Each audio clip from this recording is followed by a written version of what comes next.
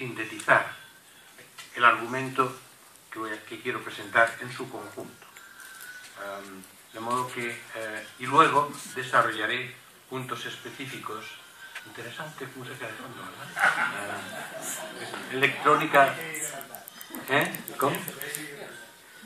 Oh, bien, sí. Puede haber una disonancia cognitiva auditiva, pero bueno, no importa demasiado. Entonces,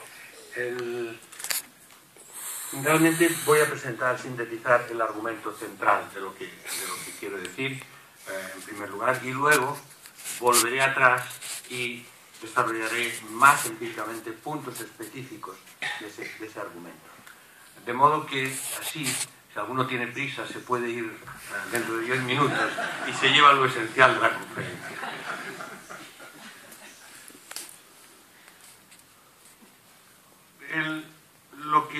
Entonces, por tanto, primero el argumento en su conjunto. La crisis que estamos viviendo, tridimensional como mínimo, empieza como, y se puede caracterizar como, no la crisis del capitalismo, sino la crisis de un modelo específico del capitalismo, surgido en los últimos 20 años, que es el capitalismo financiero e informacional globalizado. Ese modelo específico es el que entró en crisis al final de la primera década del siglo XXI, aunque obviamente las raíces vienen de antes.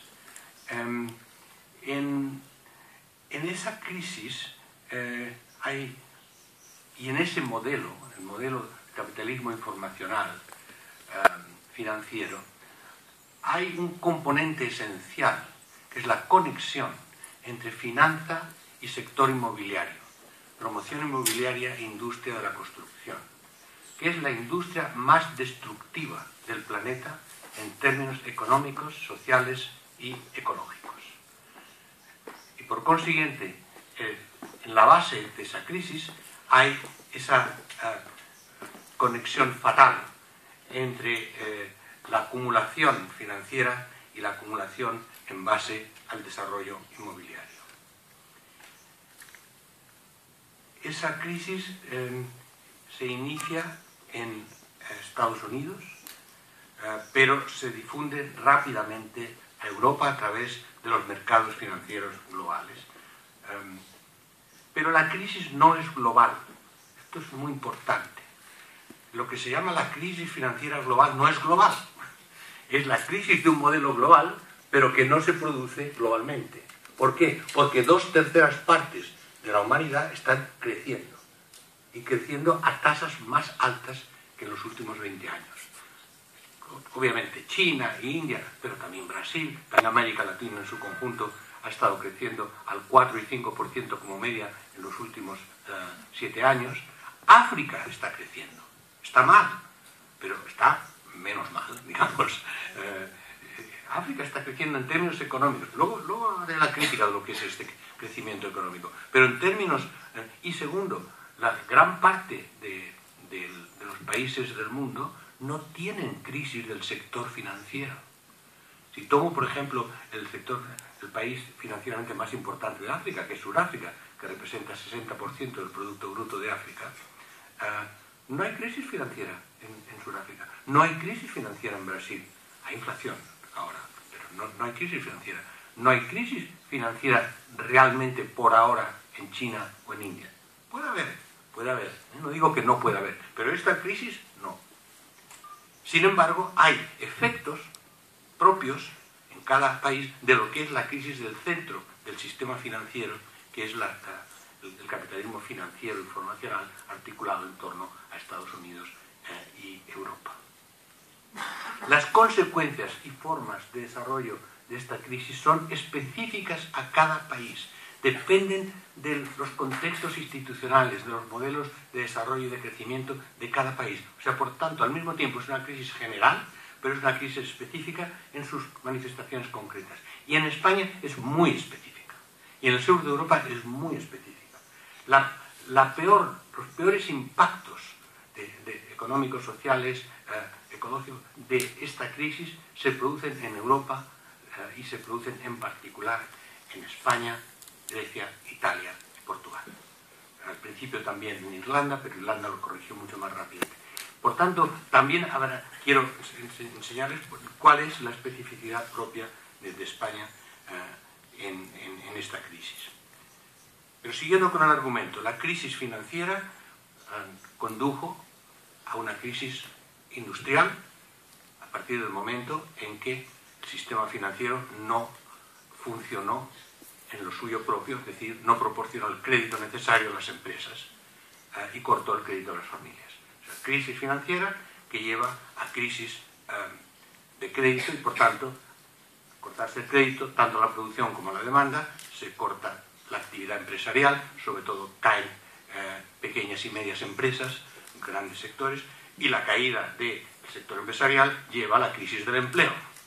Y la caída de la crisis del empleo lleva a la crisis de la demanda. Y por tanto la crisis de la demanda conduce a la recesión. Y ello conduce a la intervención de los gobiernos, que dan prioridad en todos los casos a restablecer el equilibrio del sistema financiero, antes que a restablecer la capacidad productiva o los niveles de vida de las personas. Para intervenir los gobiernos lo hacen primero con recursos públicos, pero eso se acaba rápidamente porque justamente la crisis, una de las cosas que hace es reducir los ingresos de los gobiernos. Lo hacen con recursos públicos hasta un cierto momento, gastan prácticamente todas las reservas y más para sostener al sector financiero. Los rescates financieros han sido absolutamente increíbles. El rescate más importante es el de AIG, la aseguradora de la mayor parte de bancos mundiales, que le costó a Estados Unidos 400.000 millones de dólares. O sea, son rescates gigantescos. Para ello los gobiernos se endeudan. Y a partir de un momento necesitan seguir pidiendo prestado para para pagar los intereses de esos préstamos. Lo interesante es que a partir del momento en que el sistema financiero recupera su equilibrio, o al menos una parte del sistema financiero, dejan de prestar a los gobiernos. Con lo cual, o sea, los gobiernos primero salvan a los bancos, pero luego los bancos no salvan a los gobiernos. Con lo cual, se pasa de una crisis de la demanda a una crisis del empleo, se pasa a una crisis fiscal. Es decir, los gobiernos ya no tienen capacidad de sostener el nivel de endeudamiento. Los efectos de esa crisis fiscal son diversos según las instituciones y los contextos en cada país. Y trataré entonces en ese aspecto de centrarme en España y en Europa para explicar la especificidad. En España, sigo con el argumento, simplemente las líneas maestras del argumento. En España la crisis es muy específica por el modelo de crecimiento especulativo que caracterizó a España en la década 96-2007. Y luego daré algunos datos sobre esto. El modelo de crecimiento español estuvo basado en fundamentalmente la inversión masiva a base de crédito fácil en la industria inmobiliaria, la construcción y en el turismo, utilizando al mismo tiempo el influjo masivo de mano de obra inmigrada para empleos de baja cualificación. Cuidado, no digo mano de obra no cualificada, porque los estudios muestran que muchos de ellos tenían una cualificación superior, pero que lo único que podían hacer, porque era lo único donde encontraban trabajo, era exactamente en estos sectores. Entonces, dinero fácil y barato, mano de obra fácil y barata, a disposición para lo que se quiera, y crecimiento intensivo sin crecimiento de la productividad. Recuerdo que en 2006, en mi lección inaugural de mi entrada a la Real Academia Española de Ciencias Económicas, yo mostraba los datos de que en España la productividad era negativa o estancada. No había crecimiento de la productividad durante una época de crecimiento económico al 3,5%. Y recuerdo que algunos empresarios presentes decían: ¿a mí qué más me da la productividad? Si estamos creciendo al 3,5, 4% y hacemos grandes beneficios. Eso de la productividad es para los académicos. Ah, sí. Bueno, la productividad es simplemente que creces porque produces más de lo que inviertes a través de la capacidad productiva. Pues bien, España estaba creciendo más que el resto de Europa, con una productividad mucho más baja que el resto de Europa, que era mucho más baja que la de Estados Unidos y la del resto del mundo. La articulación clave en ese caso era la articulación entre el sistema financiero, la financiación de crédito para vivienda, que se convirtió en un boom inmobiliario, porque para las personas la vivienda es lo esencial. Primero, porque es lo que organiza la vida, y segundo, porque es lo único en donde las personas, las familias, acumulan riqueza. Es su única forma de acumular riqueza. No tienen suficiente para acumular y ganar dinero en la inversión bursátil. Con lo cual se crearon las condiciones exactas, casi de libro, para la burbuja, una mega burbuja inmobiliaria que repercutiría en el sistema financiero. Las políticas de tratamiento de esta crisis fueron, en todos los casos, una constante, dominadas por restablecer el equilibrio financiero a todo coste, salvar a las instituciones financieras. Y es ahí donde se organiza la famosa conexión entre las élites políticas y las élites financieras. Lo primero, salvar la finanza, no cambiar el modelo, no rectificar el modelo, sino intentar salvar el corazón de ese modelo, que es la no quiebra de las instituciones financieras.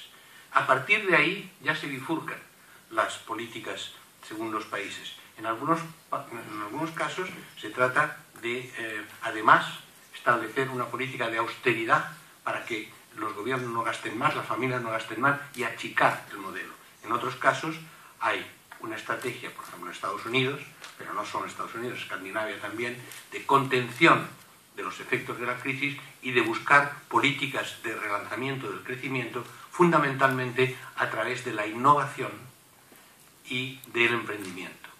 Aunque en el caso de Estados Unidos se Obama añadió un componente de tipo neo-keynesiano, es decir, gasto público. Gasto público mediante endeudamiento, que es la única forma, y en un segundo nivel, cuando ya ganó la segunda elección, aumento de impuestos. Es decir, los recursos públicos solo hay dos maneras: o te endeudas o subes los impuestos, no hay otra forma. Entonces, eso es lo que hizo Estados Unidos, eso es lo que no ha hecho Europa, lo que no ha hecho España, y entonces ahí hay otras estrategias. Por tanto, las políticas de tratamiento de la crisis dependen, en último término, de las estrategias de poder, de las estrategias propiamente políticas, que en el caso de Europa se han caracterizado por dos elementos. Por un lado, el utilizar la crisis para hacer una revisión completa del estado del bienestar, incluso algunos hablan de un ataque decisivo contra los fundamentos del estado del bienestar, pero no en Escandinavia, que son las economías que mejor van, y ahí no hay ideas de reforma del estado del bienestar, sobre todo en términos del envejecimiento de la población, pero no son las políticas de desmantelamiento del estado del bienestar que estamos observando en España y en otros países. Y por otro lado, la otra estrategia de poder, de la que me detendré, es la estrategia de utilizar esta crisis para construir una nueva Europa mucho más federalizada bajo hegemonía alemana. Una estrategia directa de Alemania, consciente, deliberada, de a la vez integrar más Europa, obligar a la integración europea que la mayor parte de ciudadanos en esas condiciones no quieren, pero bajo hegemonía alemana y dictando reglas del juego. Lo cual, todo ello ha conducido a una profundización de la crisis de legitimidad política, al surgimiento de movimientos sociales críticos con las formas como se está manejando esta crisis, movimientos sociales que hasta ahora no han tenido un impacto decisivo en el sistema político y, por tanto, lo que han hecho fundamentalmente es disociar la sociedad y las demandas de la sociedad del tratamiento de la crisis por parte de la clase política, que sigue estando, por un lado, centrada en sí misma y en su relación con el sistema financiero.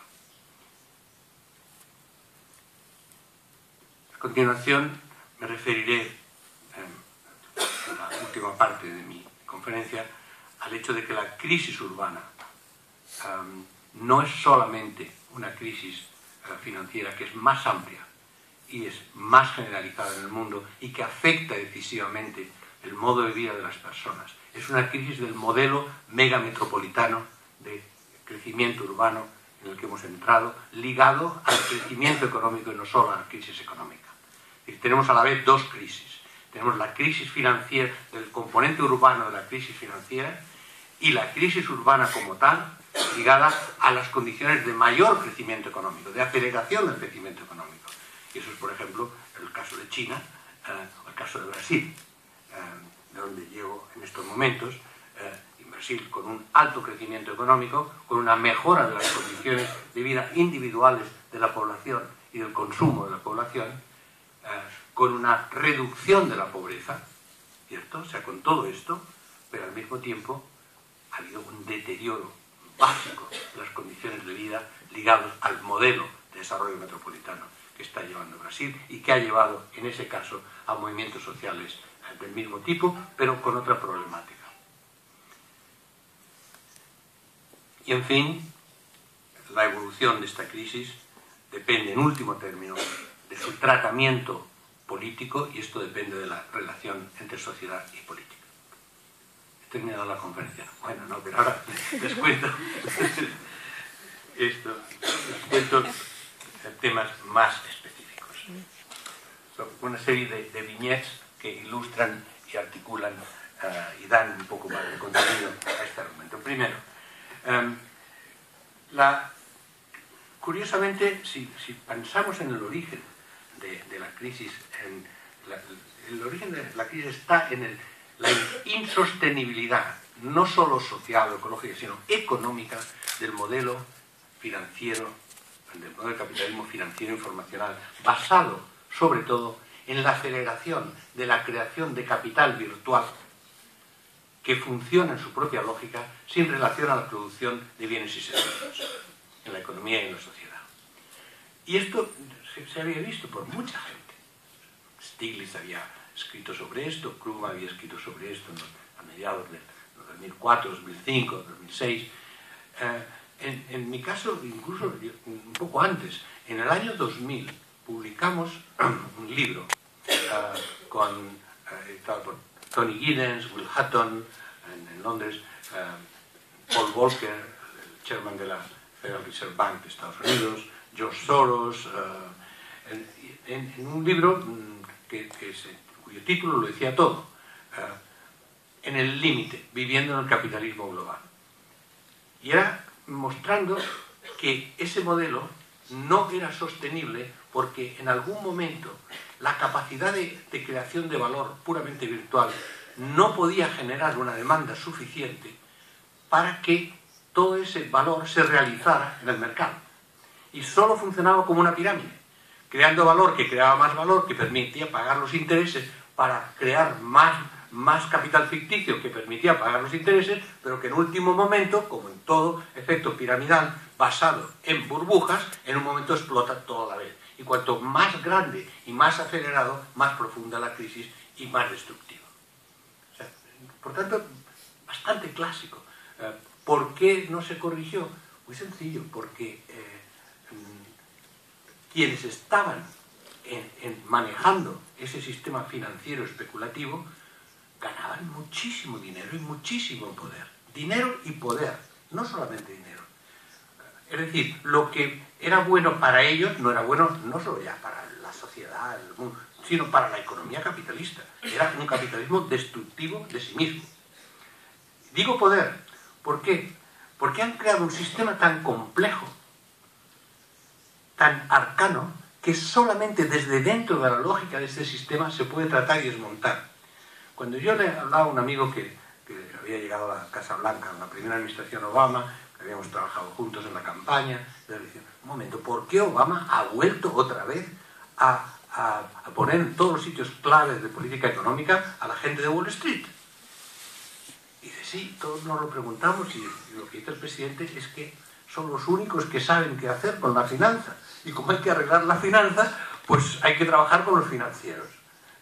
Que es más o menos lo que hace muchos años me dijo Felipe González cuando le dije, ¿por qué pones a Miguel Boyer de superministro, que es el único no socialista del Partido Socialista?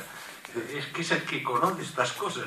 Me añadió una cosa con la que yo estoy de acuerdo, dice, es que me dan sudores fríos pensando que mi ministro de Economía prepara las medidas leyendo El Capital por la noche.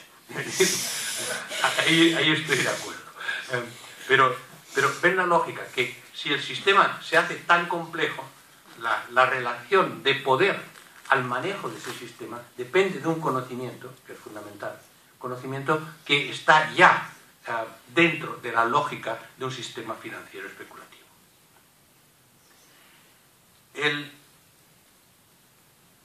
La paradoja del origen de la crisis es que ese modelo especulativo liquidó el valor generado en la economía productiva, que fue la más productiva de la historia reciente.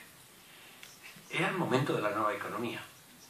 Entre 1988 y 98, en esos 10 años que fue el último gran boom entre 1998 y 2008, los 10 años que precedieron la crisis, 98-2008, el crecimiento cumulativo de la productividad en Estados Unidos fue del 30%, impresionante. Al mismo tiempo, el crecimiento de los salarios reales fue del 2%. ¿Dónde fue toda esa diferencia? Esa diferencia fue beneficios para las empresas y sobre todo para las más productivas, pero fue sobre todo para el sector financiero, donde acabó todo el capital acumulado, que pasó de representar el 5% de las ganancias del conjunto de la economía americana al 23% de las ganancias. Es decir, la economía de Estados Unidos y luego del mundo pasó a ser sobre todo dominada por las grandes empresas financieras y la acumulación de capital se produjo en ese sector.